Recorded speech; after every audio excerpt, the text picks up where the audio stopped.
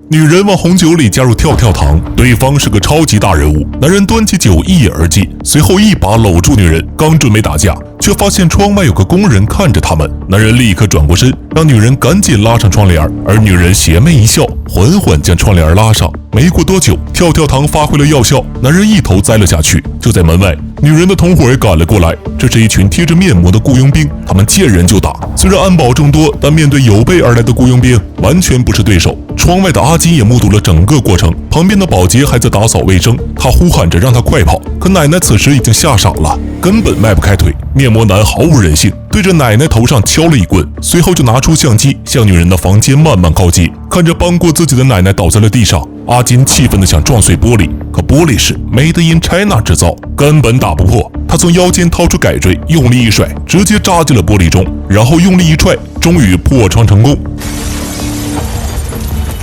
但也触发了大楼的警报，楼下的安保发现不对劲，立刻呼叫了增援。而此时，阿金正跟雇佣兵展开搏斗，谁知这普普通通的工人居然身手不凡，雇佣兵根本不是他对手。好在面膜男人多势众，才能跟阿金勉强打个平手。就在双方僵持不下时，安保叫的增援赶了过来。楼下望风的面膜男看情况不妙，立刻通知同伴撤退，阿金也趁乱逃走。随后赶来的安保队长勘察了现场，而政客也已经苏醒，风流的一面被阿金看了个遍。为了试图不受影响，他让夫人解决这个麻烦。夫人立刻打电话叫于伟来。于伟随即派出一支突击部队，势必要让阿金看不到明天的太阳。另一边，安保队长正反复查看监控，仔细回放每一个细节。等他看清阿金的脸时，神情都变得不自然了。他立刻找到上司。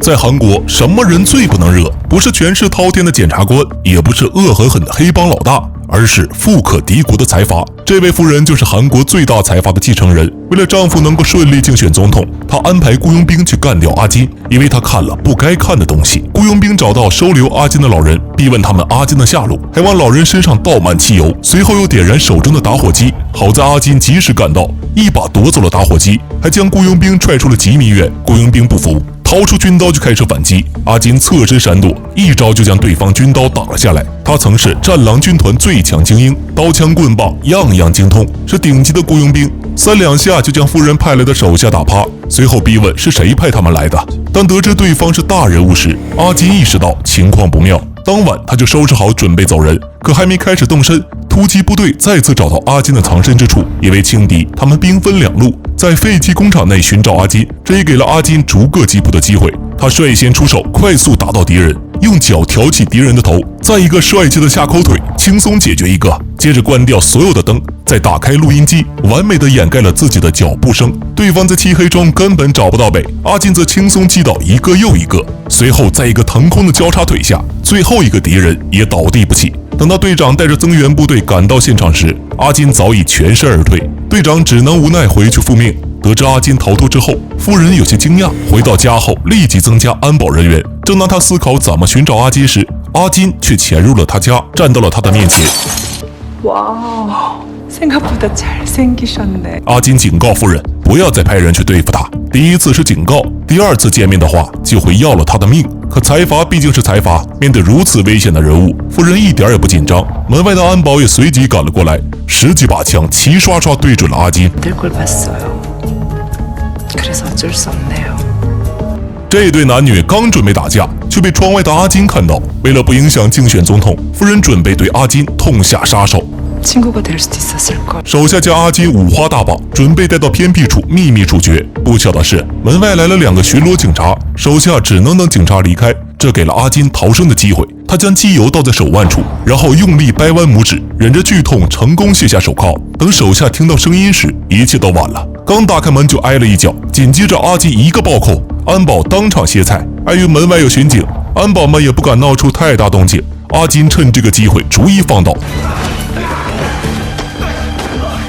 最后以一记肘击结束战斗。随后翻出钥匙打开手铐，还顺手拿了件趁手的武器。当夫人再次见到阿金时，这下真的慌了，没有了刚才那种运筹帷幄的镇定。阿金拿枪对准了夫人的头，逼着夫人说出了很多小秘密。然而这一切都被他事先藏好的手机录了下来，再将视频做成邮件，设定24小时后自动发送，随后就毁掉了手机。这下夫人紧张了，邮件一旦发出去，丈夫的选举必将失败。阿金要求安保将车开来，挟持着夫人上了车，但没走多远，就发现有辆摩托车一直跟着他们。飞车党通过电脑控制了他们的车，将车速直接提高到120码。夫人也发现自己无法控制车速，刹车也失灵了，而前面就是施工地段，看来是要伪造事故害死夫人。阿金见状，立刻跟夫人交换位置，接着来了个原地大漂移，拿起枪开始反击，但歹徒完美躲过，一枪也没打中，车速再次不受控制，他们一下冲进施工地段，车子腾空旋转5.668圈后，重重摔在了地上。飞车党眼见完成任务，准备开车离开，却被夫人的手下当场撞死。等阿金醒来时，发现自己和夫人都被困在车内，他拼尽全力爬了出来，刚出来汽车就着火了，眼看随时都要爆炸。赶来的安保也怕死，不敢靠近。阿金当即返回车中，把夫人救了出来。他拖着残躯将夫人抱出火场，可没走几步，身后的车子就发生了爆炸。阿金下意识蹲下，护住怀里的夫人，自己却被飞出的零件重重砸了一下。夫人看着痛苦倒地的阿金，瞬间打湿了眼眶。刚刚差点被自己干掉的男人，居然以命相救。 저 사람 절대 죽게 하면 안 돼.